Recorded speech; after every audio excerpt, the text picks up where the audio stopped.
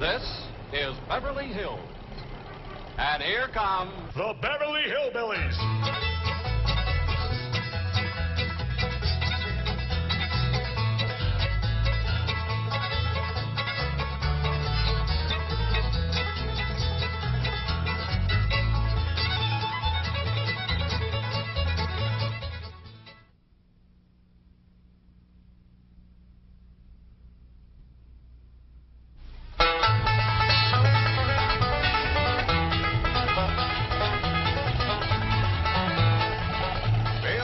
Let's find that house we bought.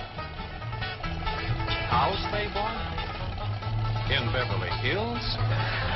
Whoa, wait a minute, hold it. How could a bunch of hillbillies possibly buy a mansion like this? Let's take them back to their home and see how this whole thing started.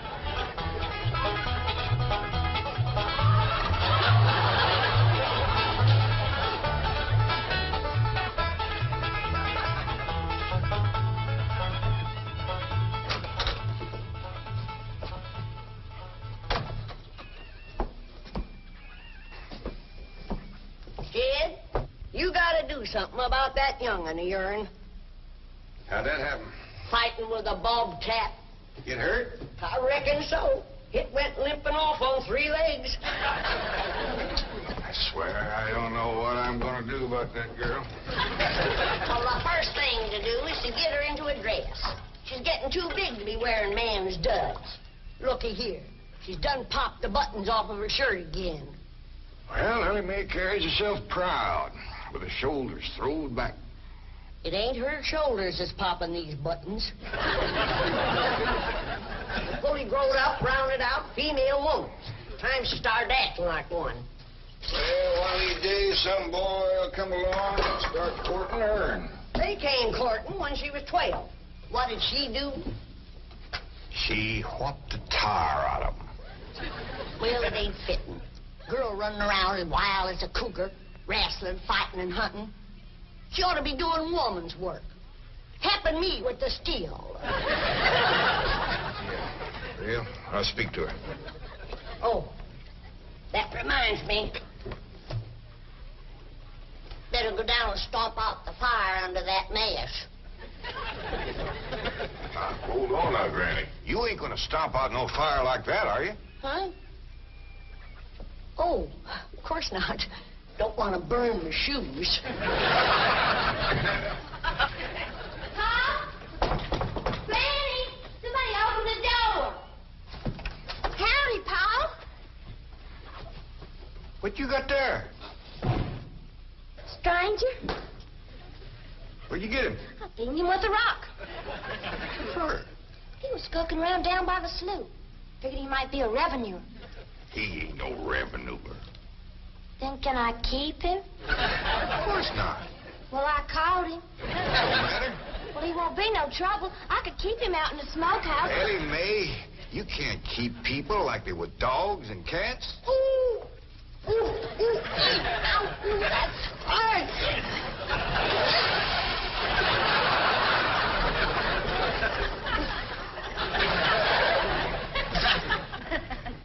Who's that? Some feller Ellie found nosing around. Beaned him with the rock so it'd be easier to tote. They're fellas from the petroleum company. What's a petroleum? I don't know. He asked me if he could do some wildcatting down by the slough. I said, help yourself. We're glad to get rid of the critters. What'd he say? He kind of laughed. The last on him, there ain't no wildcats down there at that slough. No, it's too full of oil. Oh, what happened? Where am I? This here is the Clampett place. I'm Jed Clampett, my young and Ellie Mae, and Granny. Granny says you've been doing some wildcatting. There's no need to. Mr. Clampett, that swamp of yours is full of oil. I could have told you that. Well, my company would like to pump it out. Yeah, I'd like that too, but I just can't afford to have it done. Oh, no, you don't understand. You see, you wouldn't have to pay for it. Oh, I don't take favors from strangers. No, Mr. Clampett, you see, you're a very rich man. How big a rock did you bean him with? No bigger than a hedge apple. Listen. Listen, I've got to call my office in Tulsa. Have you got a telephone? A what? A telephone? Well, maybe one of your neighbors has one. It's well, down in this country, it's probably a box attached to the wall. And you talk into it, and they can hear you in Tulsa. Maybe you better sit down for a spell. Oh, I haven't time. Listen, where's the nearest airfield? Airfield? You know, Granny, that's one of them there fields sets up in the air. Oh, never mind. I'll find it myself. Listen, now don't you sell that swamp till you hear from me. I'm flying to Tulsa. Now he thinks he's got wings.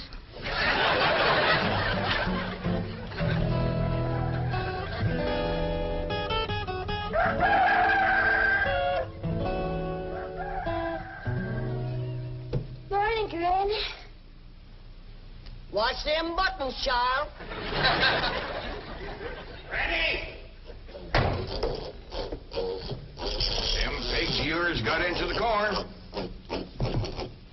Did they drink much? I reckon they did. This here little fella was kicking blue blazes out of the mule. That's the trouble with razorbacks. They such a mean drunk. Yeah, this wouldn't happen if you'd stay in the house where you belong.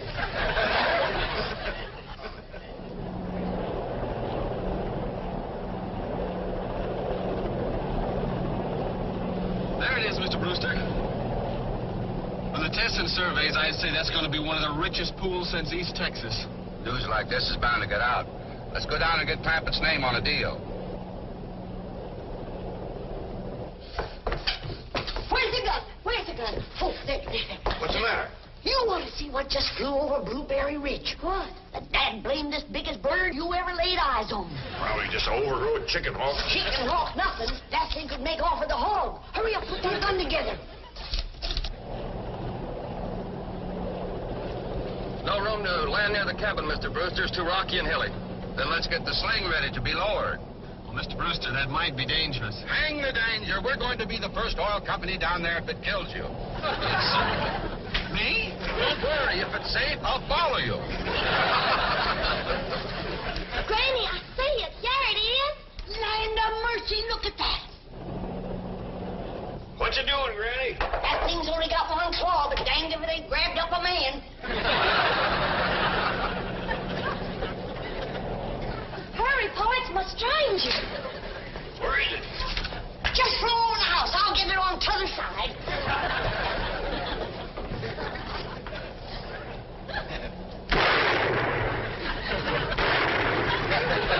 You feel it, Granny? No, but I made it drop that stranger.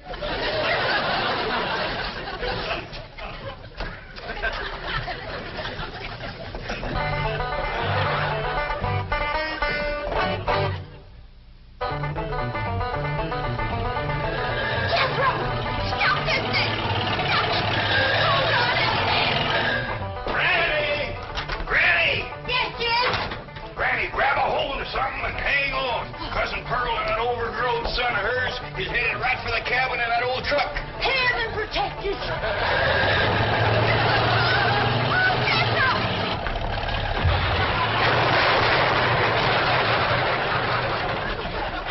Did they hit us, kid? No, but I think they sure want the chicken house. Jed, I'm sure sorry about the chicken house, but nobody got hurt. Jethro, I told you to get rid of them worn-out brakes. I did, Ma. That's how come we ain't got none.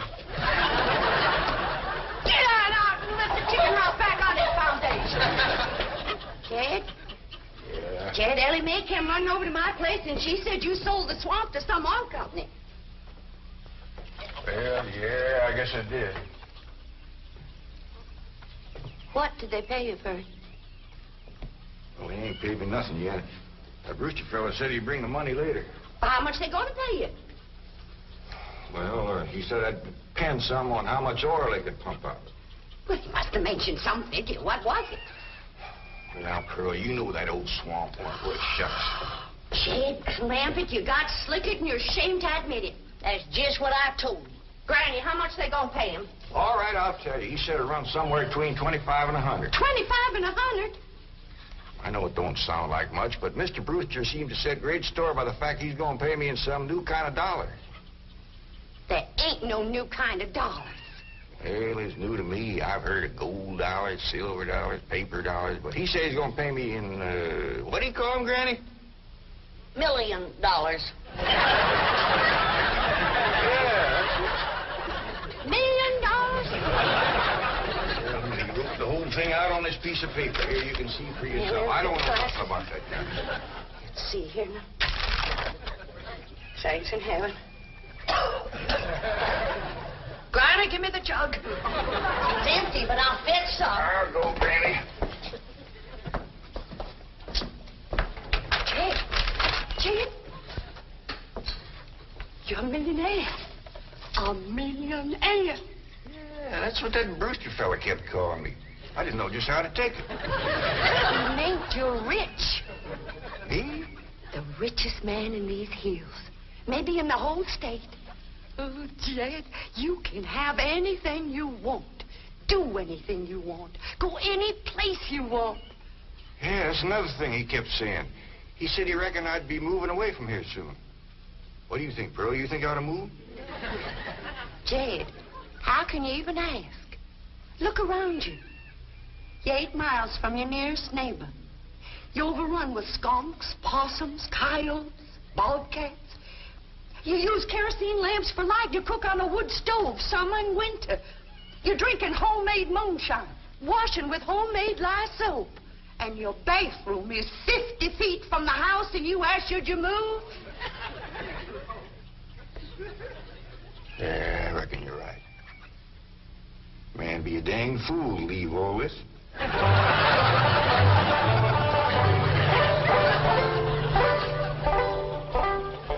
Oh, there you are, Jed.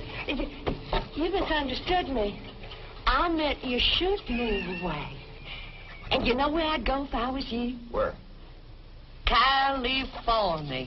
California? Yes, sir. Beverly Hills, California. Jed, remember the time that your pa took us to Eureka Springs to see the movie picture? Yeah. Well, the actors that make them movie pictures live in Beverly Hills. Go on. Yes, sir. Well, doggy.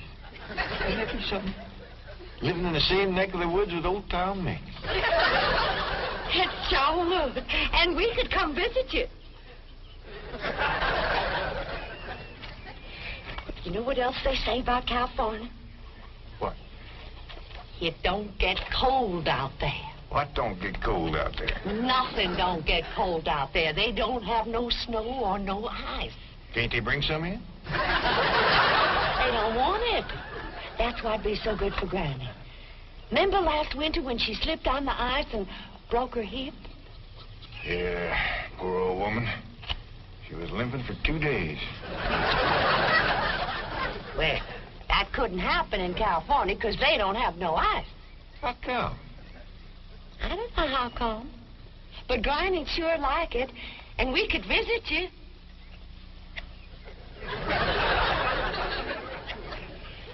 You know what else they say about California? Maybe Jethro know how come there's no ice. He's going to school. We could ask him. Jethro? Yeah, Ma. Come on over here. Speaking of school, Ellie Mae could get herself a fine education out there in Beverly Hills. Yeah, Ma? Your rich uncle's got a question he'd like to ask you. What rich uncle, Ma? Your rich Uncle Jade. Jethro? How come there's no ice in California? Don't look at me. I didn't take it. Big dumb. Well, I didn't, Ma. Oh, get out of here. Well, you always do. I don't know. I was saying, Jed, folks claim California's got it all beat. Why, things grow twice as big out there. Jethro would be a whopper, wouldn't he? He could help you move. He's awful handy at lifting and toting, and he could drive you out in my truck. I tell you what, Pearl. I'm going to have to study on this. When that Brewster feller comes back, I'll ask him what he thinks. Well, your cousin is right about that, Mr. Clampett. Beverly Hills is a choice residential area, and lots of millionaires do settle there. Folks like me, huh? Well, millionaires. And movie stars, too. Oh, yes, yes. Is Tom Mix there? No, I'm afraid Mr. Mix is dead. Oh? Oh, yeah. What's the matter with me? Remember, Pearl, he got shot at the end of that picture. Well, there are plenty other movie stars, and that's where Jed wants to live. Ain't it, Jed? I do like the notion of living in the hills. Never could stand flat country. Mr. Clampett, I think it only fair. That is, well, I think you may have a wrong idea about Beverly Hills. Is that where you live? No, my home is in Tulsa. Well, say, maybe you could get us a place there in your neighborhood. Mr. Clampett, let's not beat around the bush. You will love Beverly Hills. Then that's it. Can you steer Jed onto a good place? No, I can get the bank out there to handle it for him. He'd like a nice big place with plenty of room for his kinfolk to visit him. I would like a nice, roomy place if I could afford it. Oh, Mr. Clampett, with your money, you can afford the Taj Mahal. Okay, I'll take it. Well, no, you see, I was just making a little joke. Oh, well, go right ahead. Well, you see, the Taj Mahal is in India.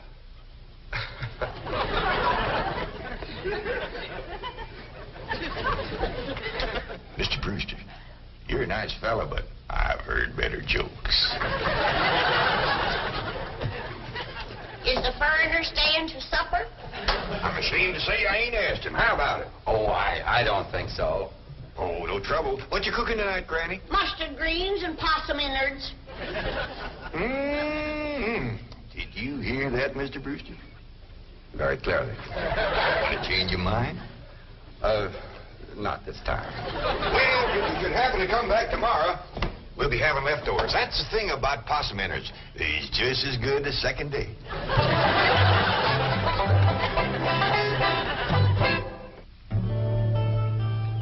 Ellie, if old Duke sits there with you, there ain't gonna be room for Granny. Oh, that's all right, Paul. Granny ain't gone. Who says she ain't? She says she ain't. That's right, Uncle Jed. She's just sitting on the back porch in her rocker, and she says that's as close to California as you're gonna get her.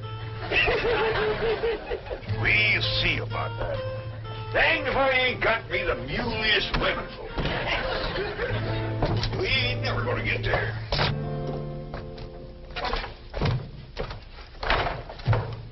Now, what's all this nonsense about you ain't going to California? Ain't no license to it. If the good Lord had wanted me in California, he'd have put me in California. Maybe he's just getting around to it. The book says he moves in mysterious ways.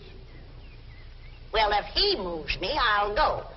But you and Big Jethro ain't a budging me. Granny, this here Beverly Hills sounds like the kind of place you'd like.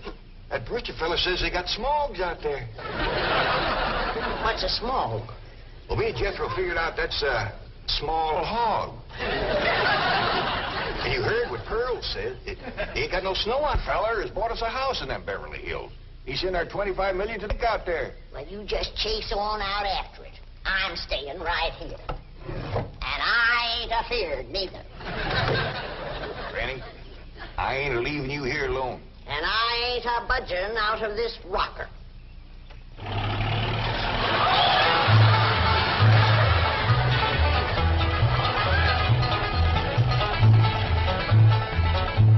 Jethro, what does that sign say?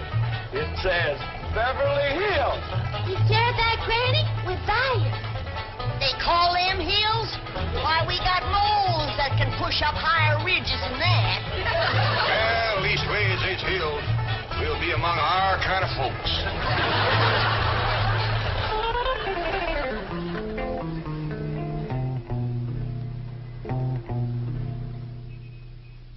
deposit of $25 million to the account of J.D. Clampett. J.D.? As in Rockefeller.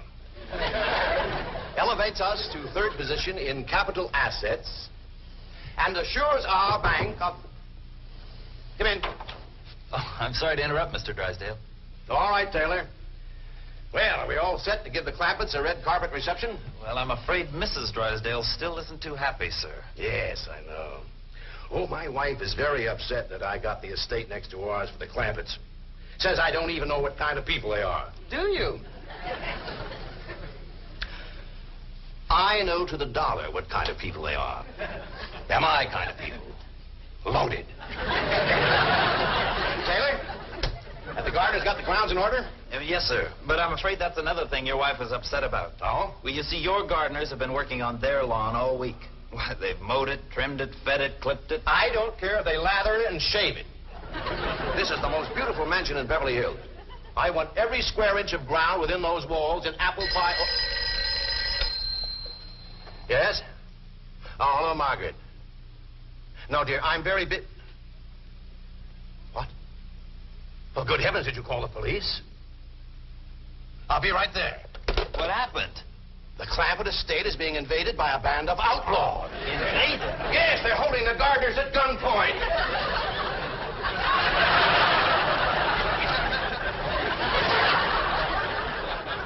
Sure is lucky we come along when we did. That's the truth. The way they were slipping through that gate, another 5 minutes and that whole darn prison would have been empty.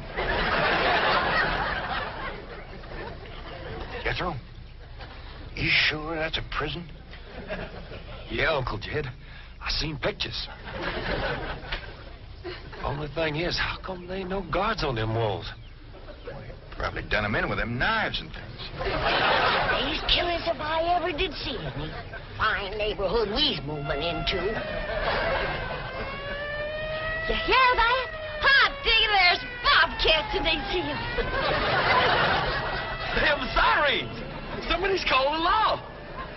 I reckon they's gonna be mighty grateful for what we done. Folks out here has got a strange way of showing they're grateful. You've locked up one of the richest men in the country. Mr. Clampett, I don't know how to apologize. I'm deeply humiliated. What have you cutthroats done with J.D. Clampett? I'm Jed Clampett, and I'd appreciate it if you let go of my Sunday shirt. You're J.D. Clampett, the oil millionaire? Yep. This here's my nephew, Jethro. Howdy. Quickly, man, unlock this cell. Mr. Clampett, on behalf of the entire city of Beverly Hills, I extend our deep and humble apologies for this unfortunate and embarrassing incident. Oh, I'm Milburn Drysdale, president of the Commerce Bank of Beverly Hills. My car is waiting to take you and your family to your new home. We want you to know how happy we are to have you, your handsome nephew, your lovely daughter, and your beautiful mother. Wait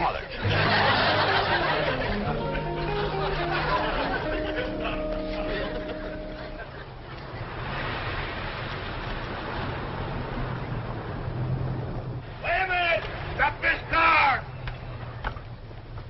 Mr. Drysdale, you tricked us. You just took us out of jail so you could bring us back up here to prison. Head for the hills, everybody! No, wait! Come back!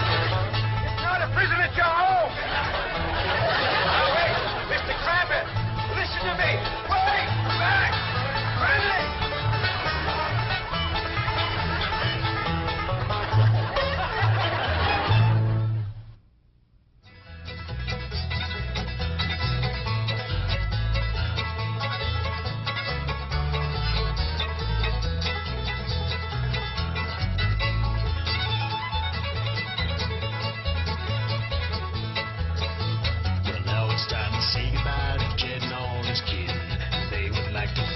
For kindly dropping in. You're all invited back next week to this locality to have a heaping helping of their hospitality. Hillbilly, that is. Set a spell. Take your shoes off.